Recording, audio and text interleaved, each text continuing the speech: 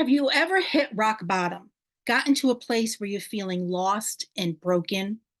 Well, today I'm going to talk about taking care of yourself and healing yourself from the inside out. Hi, my name is Sally Larkin Green, and my talk today is titled Self Care is Not Selfish, Building a Rockstar Routine for Your Well Being.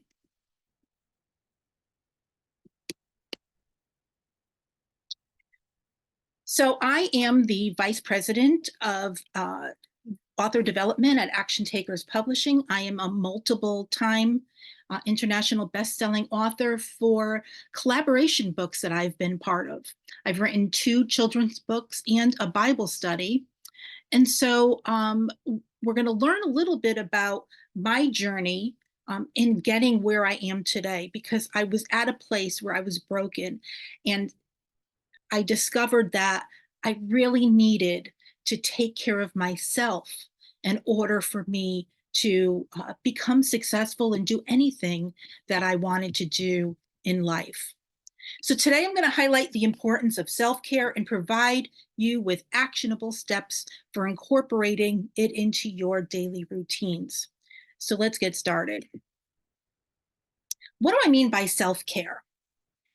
Now, a lot of times we think of self care as going to the spa or getting our nails done, but I'm talking about self care from the inside, healing the part of you that feels lost, that feels broken. And how do we do that from the inside out? I want you to imagine that you're in a dark room and the lights all go out, and you drop your keys and you lose your keys and you can't find them. You're looking all over, but it's so dark that you can't find your keys. And so you look outside and you notice that there's a street light outside, and you get the idea and you say, hey, I'm going to go out there and look for my keys because the light is better. And so you go outside and you start looking for your keys out under the street light. And a neighbor comes over and says, what are you doing? And you say, hey, I lost my keys, and I'm looking for them. And the neighbor says, oh, great, I'll help you look for them. And he's helping you look all around. And then he finally says to you, well, where did you lose them? And you tell him, well, I lost them inside the house. And he says, well, why are you looking outside? Why are you looking outside for something that's lost on the inside?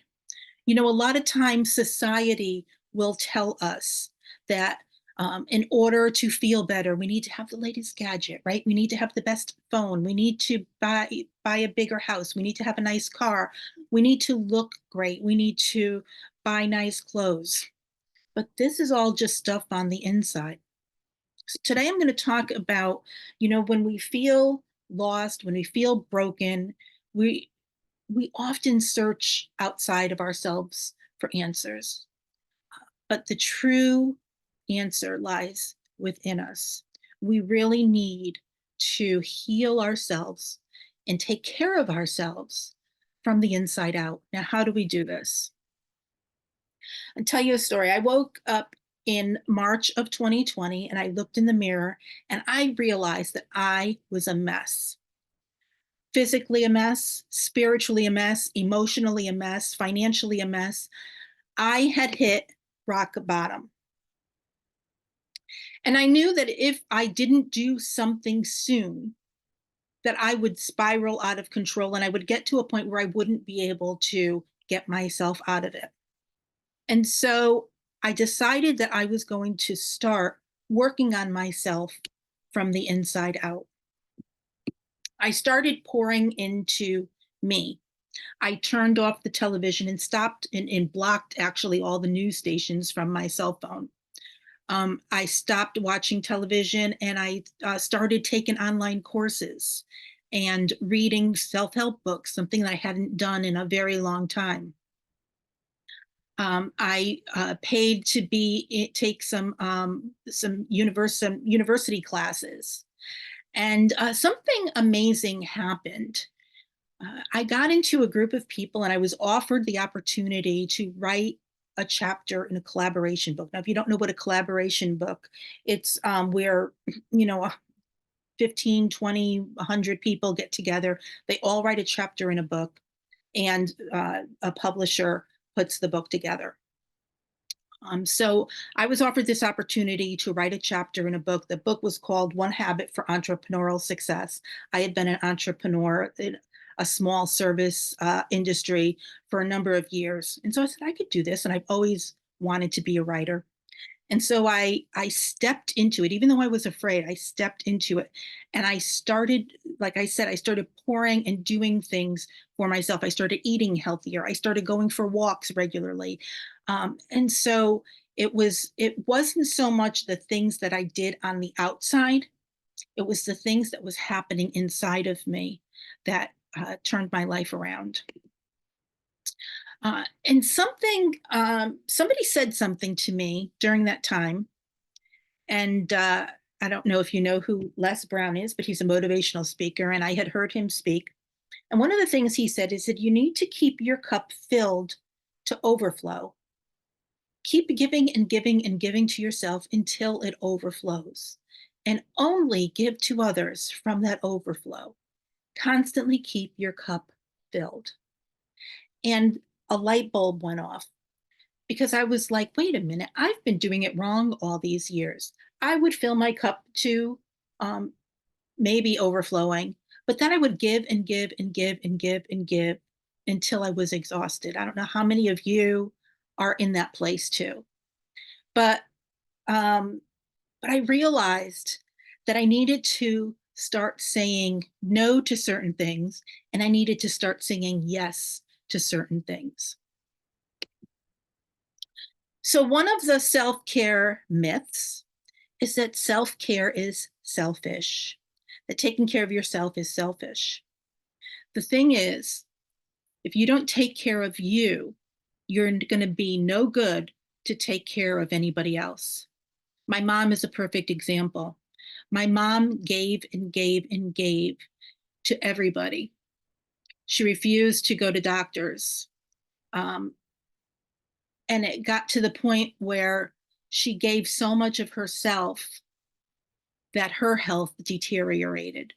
Um, right now, she's got Alzheimer's, and it's been a struggle for the family having to deal with this. But it's I look at that and I said, I need to start taking care of myself so that I don't get to that point. You see, when you don't have the health, your health, you don't have anything. So eating healthy, exercising regularly, taking care of you, meditating, that kind of stuff is so vital to making sure that you are healthy and strong, so that you can be there of service, and you can be there to help your family out when they need somebody strong to lean on. The second one is that self care is time consuming. It doesn't take that long, really. If you sit down and we're going to talk a little bit about writing as healing, but to sit down and journal for 2 or 3 minutes a day, to wake up and do some meditations a little bit earlier, to uh, to turn off the news and stop watching things that are affecting your mental health. It's really important that you do these things. And the myth number 3 is that self care is only for people who have spare time.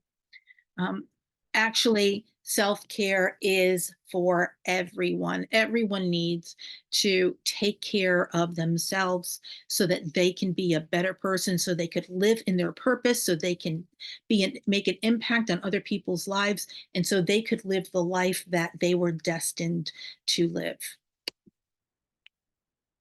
So, how do we fix ourselves from the inside out?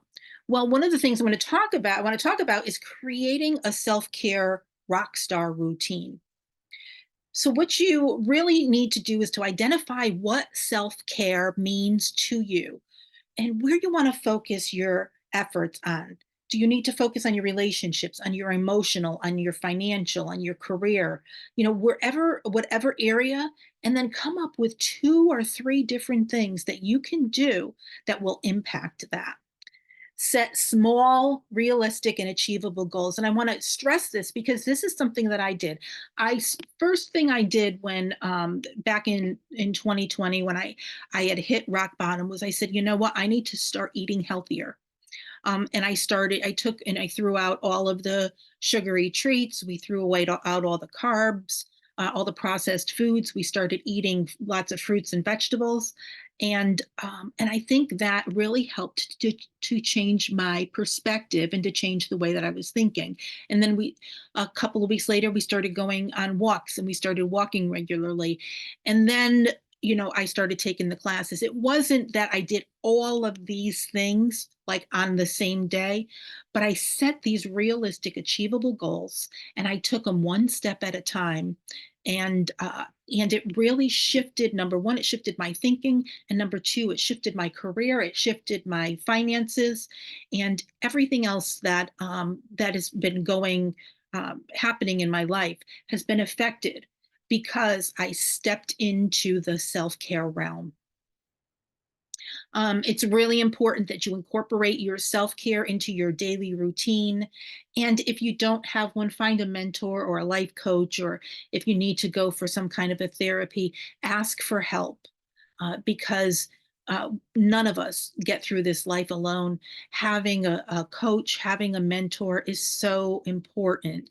Find someone who is where you want to be and emulate them. So I'm going to give you a few self-care tips that you can use, you can incorporate little by little into your self-care routine. One of them is gratitude journaling. Every night before you go to bed or every morning when you get up, have a journal next to your bed with a pen and just write down, or you could even just do it in your cell phone, 4 or 5 or 6 different things that you are grateful for. This is my favorite, taking short naps. I've never been a napper until all this, but I have so much energy at the end of the day when I take a short 15-20 minute nap in the afternoon. So I would encourage you, if you can find the time, if you have, even if like as soon as you get home from work, lay down and take a 15-20 minute nap, shut off your telephone, close your eyes, and just set your alarm for 20-30 minutes and just lay down and take a short nap. You'll be surprised at how much energy and how much mental bandwidth you'll have after you've gone and taken a nap. Meditation and visualization. Meditation is just the act of being still and quieting your body and your soul. And visualization is looking at your life and visualizing exactly the way that you want it to be, and picturing that in your mind. So if there's some thing you want to achieve, if there's something that you want to happen in your life, run it like a movie in your head. Close your eyes, and in the morning and at night, you just visualize that happening. Writing about your journey. Now, this is where I got started. I started in my first collaboration book, and I loved it so much that I got into another one. And then I hired a mentor and a coach to help me. And then she was putting books together. And so I got into her books. And now her and I are running this company together. And what we're doing is we're asking people to share their journey, right? To write their story, their life story, in one chapter and share it in a book. And we come up with different themes that people have in their lives that they can share their part of their story.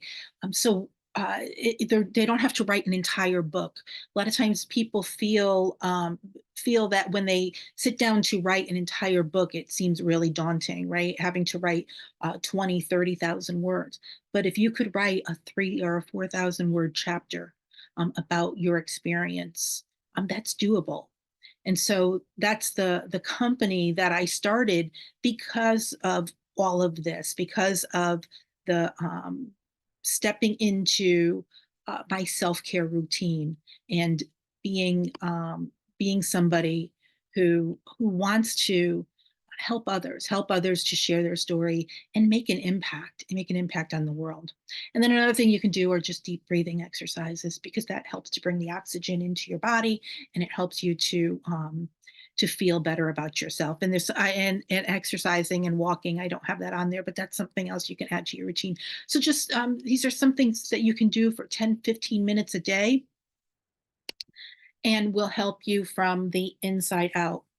So this is just some information I found, that research from James Penneberg Baker has shown that expressive writing can improve your immune function, decrease symptoms of asthma and rheumatoid arthritis, and lower your blood pressure. Imagine that. And a study published by the Journal of American Medical Association has found that writing about stressful experiences for just 20 minutes a day over 3 days improved the health outcomes in patients with chronic disease. So that's what I have found. I have found that writing becomes so healing, and you can write about your experience, and you can share it with the world. You can publish it, or you can just write about your experience, keep it in a book, and make it and have it private and just for you, something that you can go back and read. Or you can write about your experience if it's something that is traumatic for you. Write it as if someone else lived it, write it out, and then crinkle it up or rip it up in pieces and throw it away. There's something healing about that. So how does writing help you process your emotions and experiences? Like I said, writing helps you to to uh, to simplify your feelings, right? It helps you to be able to process them in a way that you may not be able to by just thinking about them. Having something actually down on paper really helps us to move forward with our lives. So I encourage you, if you've been through anything, or if even if you've hit that rock bottom, you've hit that low point, just sit down and write up all the things that got you there. And maybe it's not as bad as you thought it was. Something about writing things down is you're able to get a different perspective on things. You're able to see things differently. So I encourage you to sit down and write a list, maybe write a list of the good and the bad for the situation. And there's all kinds of different types of therapeutic writing. You could do journaling, where you just get a notebook and just write your thoughts down. You can write poetry. One of the things I love is that you can write letters. You can write a letter to your future self. You can write a letter to your future husband, your future wife.